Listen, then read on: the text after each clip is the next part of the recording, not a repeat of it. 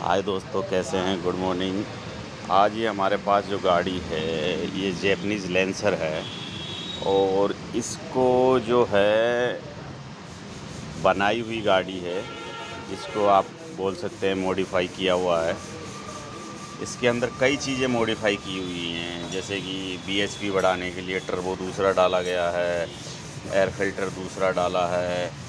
ये racing bike बनाई हुई है। अभी जो हमारे पास इसमें जो दिक्कत आ रही थी कि अल्टरनेटर में दिक्कत आ रही थी, तो हमने ये अल्टरनेटर इसका नीचे है, दिख रहा होगा आपको अल्टरनेटर, ये रहा, ये बिल्कुल न्यू डाला हुआ था, फिर भी दिक्कत आ रही है। तो आज हमने जो इसका है ये आइडलर मतलब बाहर से ही आया है, बाहर से मंगा के, और ये 20 दिन में आया है।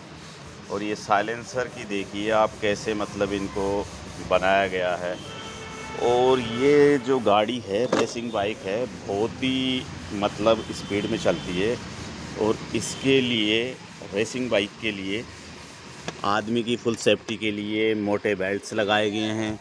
ये छत के अंदर ये पाइपें लगाई हुई हैं ताकि अगर गाड़ी में, और ये जो आपके मीटर वगैरह हैं, ये मीटर लगा रखे हैं अलग से।